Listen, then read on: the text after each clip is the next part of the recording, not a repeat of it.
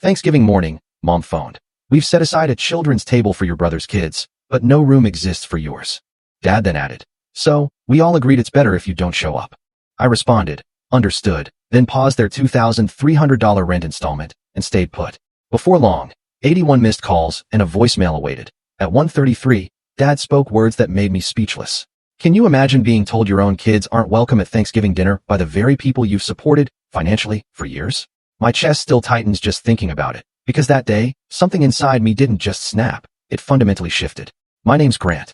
I'm 33, the oldest kid, and I spend my nights cleaning the halls of our high school, a janitor. Bleach on my hands, keys jingling on my belt, my thermos of coffee. A yard sale find for $3, always with me. I've got two incredible children. Mia, she's 8 and draws the most amazing foxes. Theo, my 5-year-old, calls every bird a chicken, and it's adorable every single time. We rent a 2-bedroom above a laundromat. Some days it smells like warm detergent, others, burnt socks. It's home. In my family, I've always been the reliable one. That's code for, I show up. I fix things. And when things break, I pay. Thanksgiving morning, 7:14 a.m. I was in the middle of making pancakes, trying to sculpt a lopsided turkey for the kids, when my phone buzzed, lighting up the kitchen. Mom. I wiped my hands on a dish towel, a sense of dread already creeping in, and answered. Grant, she chirped, that thin, sugary tone she always uses right before a big ask. Quick thing about today, we reserved a kids' table for your brother's kids. Cute, right? But there's no space for yours. No space. For my kids. I just stood there, spatula dripping batter onto the counter. My mind went blank for a second, then filled with a roaring silence. It's just, there's 8 little ones already, she went on, completely oblivious to the dagger she'd just twisted. And Mia gets particular. You know how she gets with food touching? It makes everyone tense. I swallowed, the air suddenly thick. So where would Mia and Theo sit? A pause. Long uncomfortable. Then, my dad's voice boomed in, speakerphone style, like he'd been lurking, waiting for his cue. We talked it through, son. We all agreed. It's best if you don't come. Keeps the peace. Just then, Mia tugged my sleeve, her eyes bright with anticipation. Is Nana excited for my fox drawing? My heart absolutely shattered. I clapped a hand over the mic. 1 second, bug. Back to the phone, my voice tight. Best if we don't come? Don't take it personal, Dad said, his tone flat, dismissive. You understand how family dynamics are. I looked at the calendar on the wall, a sticky note still there. Bring rolls plus pie. I'd already paid the bakery. I'd already rearranged my night shift. I breathed in, slow, just like my old counselor taught me. Understood, I said, the word feeling like ash in my mouth. Good, Dad replied, the word landing flat, final, like a door latch clicking shut. We'll make you a plate. Don't. I choked out and hung up. Mia was watching me, her small face serious. Are we still going? I flipped the burner off. Steam rose from the pan, then vanished. We're making our own Thanksgiving, I said, forcing a smile. But something in my chest cracked, like thin ice giving way. I put my phone face down. It buzzed again, relentlessly. I didn't look. I just buttered pancakes, carefully cutting one into a fox shape, trying not to think about the folding table at my parents' house, the neat place cards Mom always wrote, the tiny paper turkeys from the dollar store Theo would have absolutely loved. I told myself I'd feel better after breakfast. I didn't. Not even close. See, here's the part people never see, the part that doesn't fit into a cute family photo or a holiday postcard. For 2 years and 11 months, I've been paying my parents' rent. $2,300. Due on the 1st. Autopay. It started as a temporary bridge, a helping hand. Dad lost hours at work. Then he couldn't catch up. Then their landlord raised the rent. Every single month, I'd tell myself, this is the last time, Grant. And every single month, I'd watch that little green check mark appear in my banking app, a ritual of quiet resignation. I couldn't seem to stop. Mom would say, you're the steady one, Grant.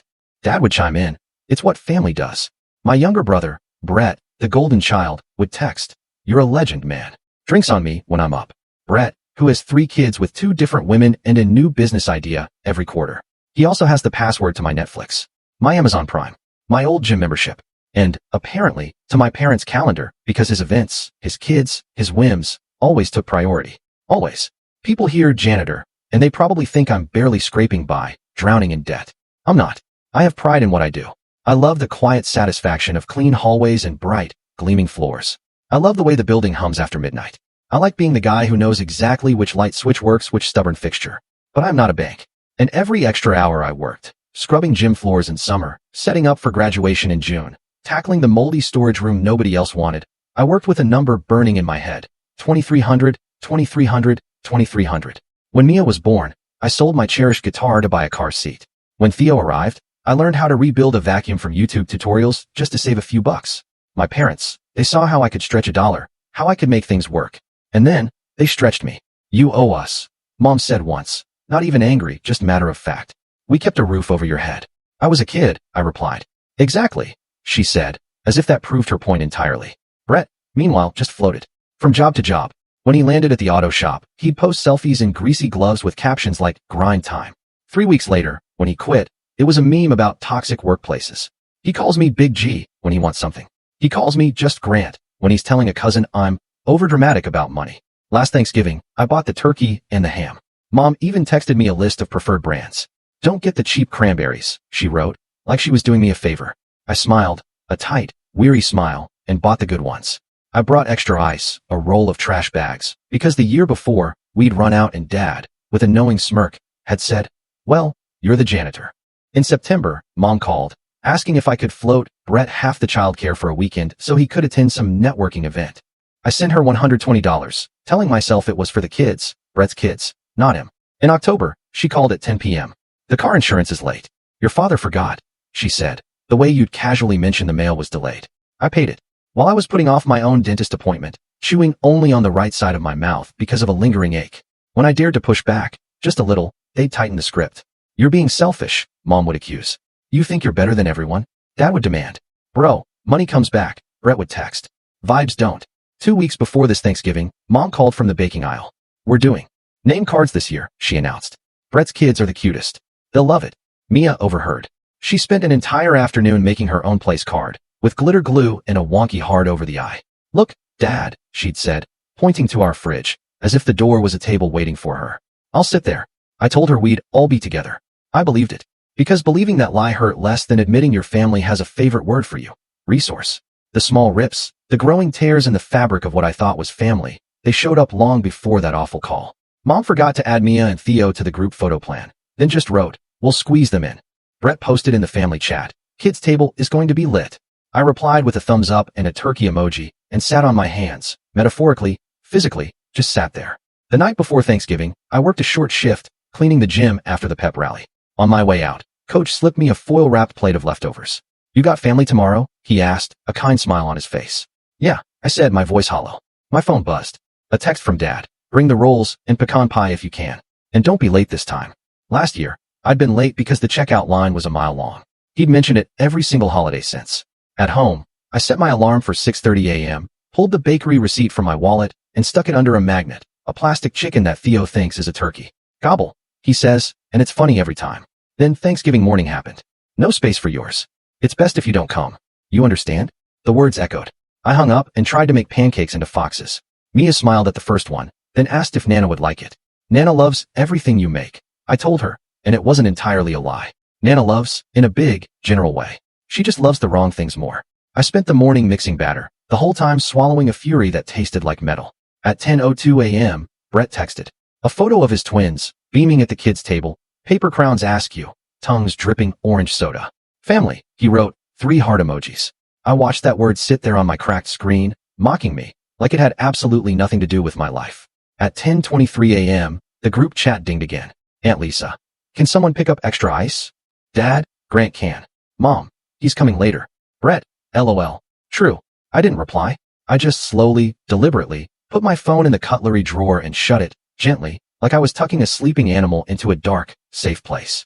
At noon, Mia asked if we should dress up. Yes, I said. She wore her fox shirt. Theo, his dinosaur tie. I put on the only shirt I own that I actually iron, the one with the stubborn collar that always tilts. We ate at our small table. I even laid a paper towel under the bowl, like a makeshift table runner, because Mia said it looked fancy that way. Right before we ate, Mom called again. I didn't pick up.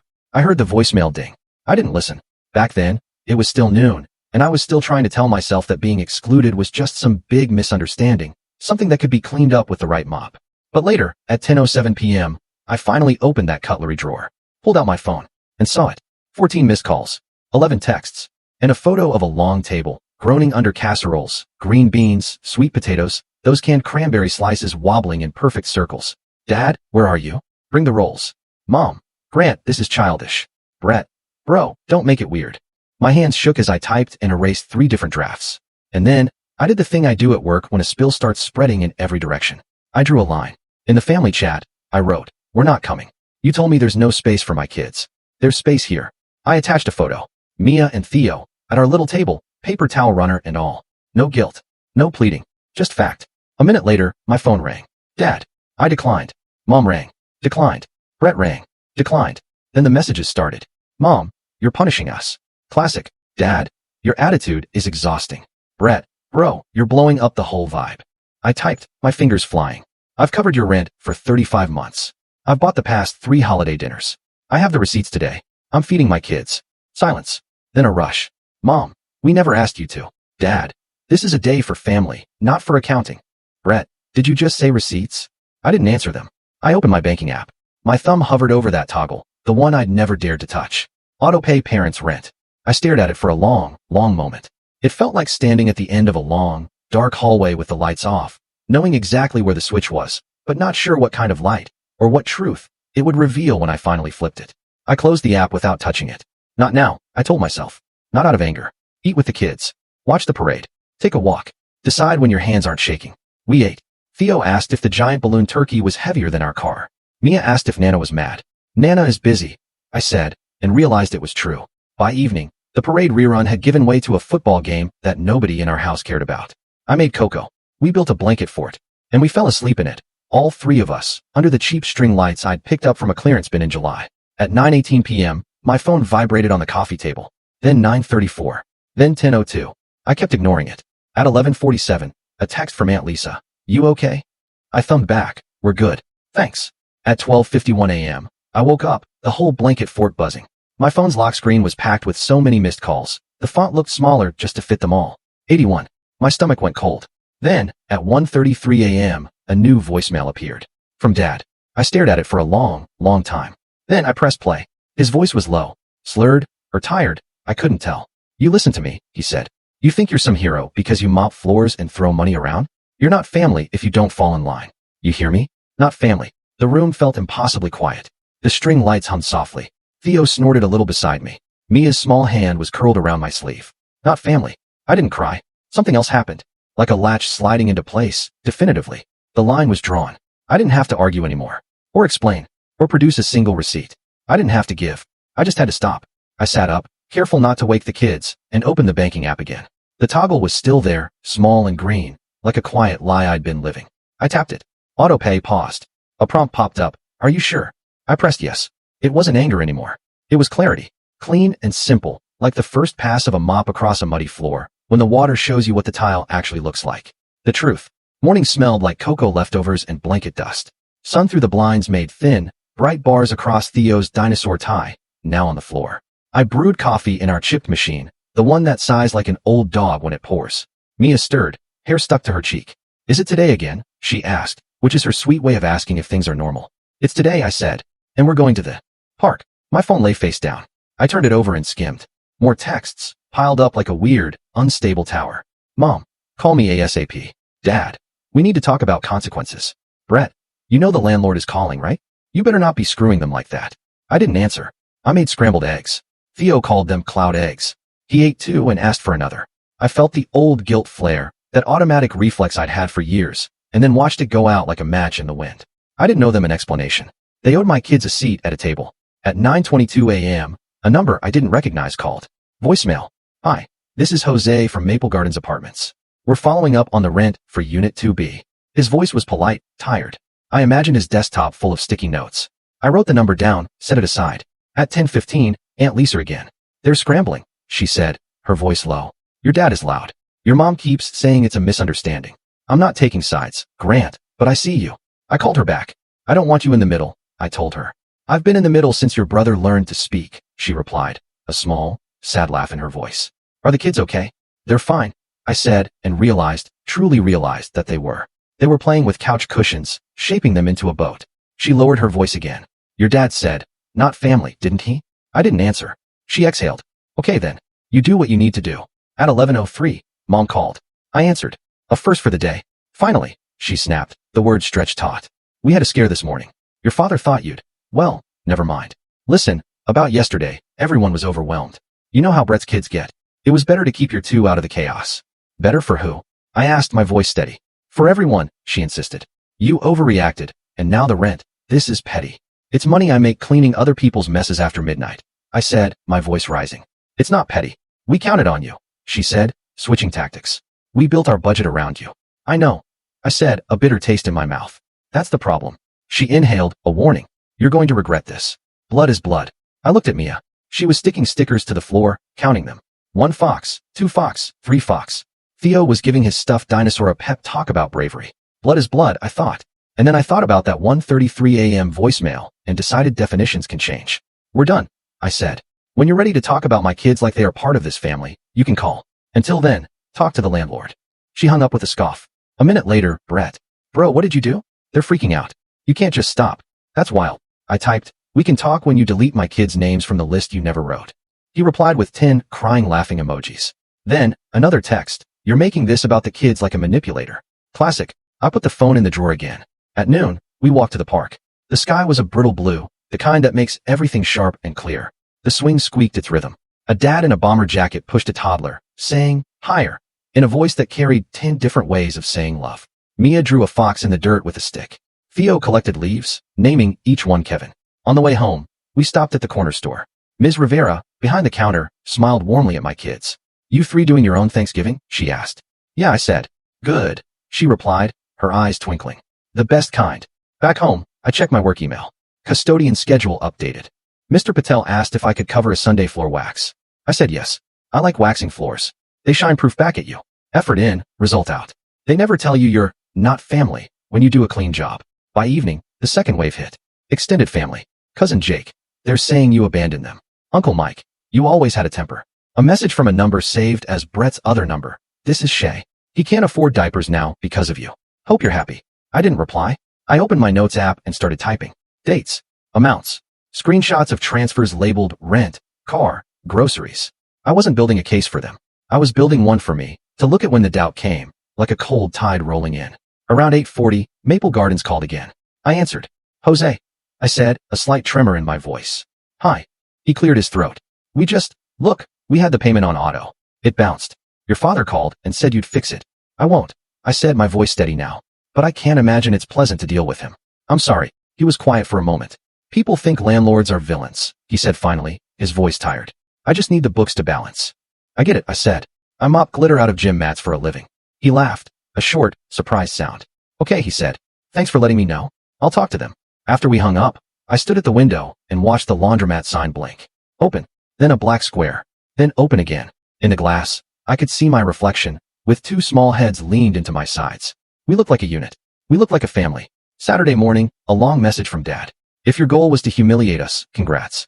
Everyone knows you left us in the lurch. Your aunt wouldn't stop defending you, which was inappropriate. We didn't say there was no space. We said logistics were tricky. You twisted it. I replayed the voicemail from 1:33 a.m. to remind myself I hadn't imagined anything. A half hour later, another message. Shorter. Meaner. You're not family if you don't fall in line. The same sentence. Sober.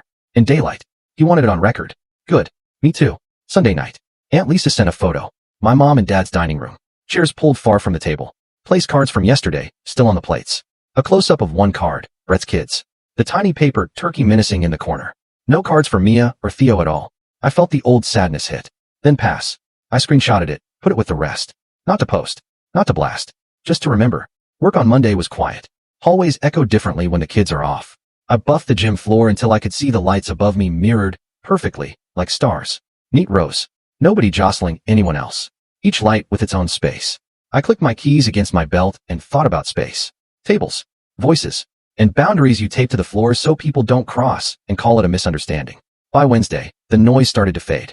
Fewer calls, shorter texts. Brett's last message. Whatever, man. You'll come crawling back. It read like someone who'd put a quarter in a machine, expected candy to drop, and then stood there shaking it when nothing fell out. Thursday, Ms. Rivera slipped 2 churros into the bag with our milk. For the artists, she said, nodding at the fox drawings Mia now taped to everything we own. Friday, I cashed out a vacation day I never used. Bought a second-hand dining table from a guy on the north side. It had 2 chips and a wobble. I fixed the wobble. I put 3 place settings out and made name cards in my blocky print. Mia, Theo, Dad. Mia added a fox sticker to mine. Now it's perfect, she declared. Saturday, Aunt Lisa called. Your mother is telling people you're in a phase, she said, a hint of amusement in her voice. I'm in a life, I told her. She laughed, for real that time, the kind that crinkles your eyes. Sunday, I wrote an email to myself. Subject line, rules. I typed 3 things. 1. If you don't respect my kids, you don't get access to me. 2. I don't fund disrespect.